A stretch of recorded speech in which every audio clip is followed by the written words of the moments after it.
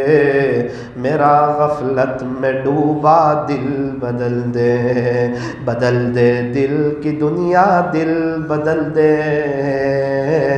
خدایا فضل فرما، دل بدل دے۔ سنوں میں نام تیرا دھڑکنوں میں، مزہ جائے مولا دل بدل دے۔ گنہگاری میں کب تک عمر کاٹوں، بدل دے میرا رستہ، دل بدل دے، بدل دے میرا رستہ، دل بدل دے۔ کروں قربان اپنی ساری خوشیاں، کروں قربان اپنی ساری خوشیاں۔ میرا عزیز، اللہ کو پانے کے لیے بہت سی جائز خوشیوں پر آگ لگانی پڑتی ہے۔ ہم سمجھتے گناہ بھی کرتے رہے اللہ بھی مل جائے، اللہ کو ناراض بھی کرتے رہے ولی بھی ہو جائے، تنہائی کو ناپاک کرے اور صلحاء کا نور بھی چہرے پہ سجا دیا جائے، نمازیں پڑھیں اور اس میں بھی اس دنیا کا خیال جس دنیا کی طرف اللہ نے محبت کی نظر سے دیکھا ہی نہیں۔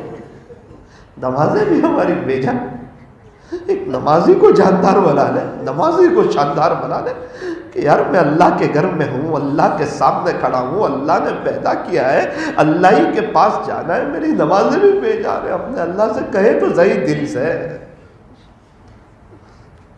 کروں قربان اپنی ساری خوشیاں، تو اپنا غم عطا کر دل بدل دے۔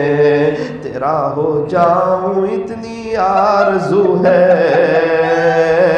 تیرا ہو جاؤں اتنی آرزو ہے، بس اتنی ہے تمنا، دل بدل دے۔ میری فریاد سن لے میرے مولا، بنا لے اپنا بندہ، دل بدل دے۔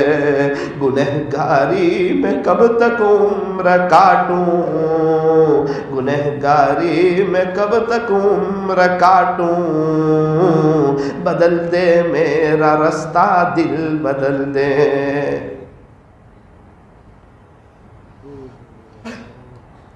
لا الہ الا اللہ محمد الرسول اللہ صلی اللہ علیہ وسلم۔ ہاتھ اٹھائیے اللہ کے سامنے، دعا کر لیجئے، رونا آئے تو رو لیجئے، رونا نہ آئے رونے والوں کی شکل ہی بنا لیجئے۔ الحمدللہ رب العالمین، صلی اللہ علی حبیب محمد وآلہ وسلم، لا الہ الا انت سبحانک انا کنا من الظالمین۔ پیارے اللہ، رحیم والا، کریم آقا، اے اللہ کچھ وقت پہلے رمضان کا مہینہ تھا، بڑی رحمتوں والا مہینہ تھا، بڑی برکتوں والا مہینہ تھا، ہم روزے رکھتے تھے، اللہ آپ کے فضل سے آپ کا قرآن پڑھتے تھے، مسجدیں بھری ہوئی تھی، مسجدوں کی الگ رونق تھی، جماعت خانے میں فجر کی نماز میں جگہ نہیں ملتی تھی۔ اللہ اللہ کتنی نمازیں صحن میں پڑھی فجر کی، اے اللہ اے اللہ اے اللہ اللہ رمضان چلا گیا، رمضان گیا، اللہ اللہ اللہ ہم نے آپ کو ناراض کر دیا، مسلمانوں کا ایک بڑا طبقہ فجر کی نماز سے دور ہو گیا۔ اللہ اے اللہ جو پکے نمازی ہیں ان کا دل روتا ہے، ان کا دل جلتا ہے، وہ تلاش کرتے ہیں ان نمازیوں کو کہ وہ نمازی کہاں چلے گئے، اب کب آئیں گے۔ اللہ اے اللہ لوگ کیا ہمیں ذلیل کریں گے، ہم خود اپنے پیر پہ کلہاڑی مار رہے ہیں۔ جہاں 15 صفیں ہوتی تھی وہاں 3-4 صفیں رہ گئی، پوری 11 صفوں والے میٹھی نیند سوتے ہیں۔ اے اللہ مستورات کا کیا عالم ہوگا، ان کے نوجوان بچوں کا کیا عالم ہوگا۔ اے اللہ آخرت کا شوق نہیں، وہ آخرت کا جذبہ نہیں، وہ آپ کو منانے کی وہ چاہت نہیں ہے۔ اللہ پھر کہتے ہیں ہم بے چین ہیں، ہم پریشان ہیں، اللہ ہمیں نمازی بنا دے، ہمیں نمازی بنا دے، فجر کی نماز کی توفیق دے دے، خشوع اور خضوع والی نماز کی توفیق دے دے۔ اللہ آپ کے سامنے کھڑے ہوتے ہیں، کبھی کبھار تو آپ ناراض ہو جاتے ہوں گے، میرے سامنے کھڑا ہے، تیرا دل ہی کہیں اور ہے، کہیں ایسا نہ ہو اللہ نظر کرم فرمائے تیرا دل کہیں اور ہو۔ اللہ ہم آپ کے بندہ چاہتے ہیں، اللہ یہ وہ مجمع ہے جو طلب سے آیا ہے، یہ مجمع گناہوں سے بچنا چاہتا ہے، بد نظری سے بچنا چاہتا ہے۔ اے اللہ کتنے لوگ ایسے جنہیں میں جانتا ہوں وہ تیرے ہونا چاہتے ہیں، تیرے ولی بندہ چاہتے ہیں، تقوی حاصل کرنے کے لیے آتے ہیں، ان کی اور کوئی غرض نہیں ہے، وہ یہ چاہتے ہیں ہم گناہوں سے بچ جائیں۔ اللہ یہ عاجز بھی یہی چاہتا ہے، آپ 100% ہمیں گناہوں سے بچا لے اللہ، کریم اللہ، رحیم اللہ، آپ بھی یہی چاہتے ہیں ہم گناہوں سے بچ جائیں۔ آج ہم بھی آپ سے صلح کرتے ہیں اللہ، معافی مانگتے ہیں، توبہ ہم کرتے ٹوٹ جاتی ہے اللہ، توبہ کرتے ٹوٹ جاتی ہے، آپ کو نہیں پہچانتے اللہ، ہم آپ کو نہیں پہچانتے۔ آج کی مجلس میں یہ حافظ جی مسجد میں آپ کے گھر میں بیٹھ کر سچی پکی توبہ کرتے، آئندہ گناہ نہیں کرتے۔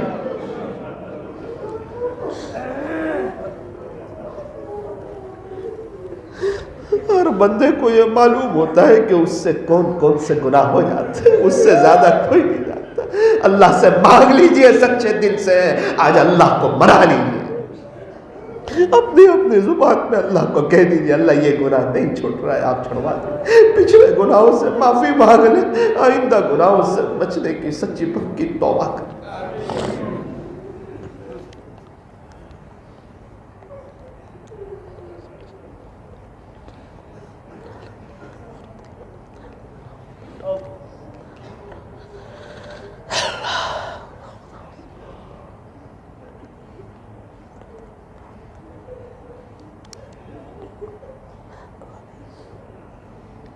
اللہ ہمیں گناہوں سے بچا لیجیے، اللہ ایک محبت کی نظر ڈال دے، یہ پورے مجمع پہ ایک نظر ڈال دے، سب کے دل کو صاف کر دے اللہ، ہمارے قلب کا تصفیہ فرما، نفس کا تزکیہ فرما، ہمیں بھی اپنا ولی بنا دے اللہ، اب نظر کی حفاظت کی توفیق دے دے، حکمت دے دے، طاقت دے دے، تنہائی کے گناہ سے بچا لے، جھوٹ سے بچا لے، غیبت سے بچا لے، اے اللہ ہمیں بھی ایسی زندگی گزارنے کی توفیق عطا فرما کہ ہماری طرف سے کسی کو ذرہ برابر بھی تکلیف نہ پہنچے اللہ، اے اللہ قابل رشک زندگی، قابل رشک موت عطا فرما، اے اللہ ہمیں ہماری دنیا بھی سنوار دے اللہ، برکتوں والی حلال روزی عطا فرما، ہمیں دنیا میں چین سکون اطمینان اور امن و امان عطا فرما، حیات طیبہ نصیب فرما، پاکیزہ زندگی نصیب فرما۔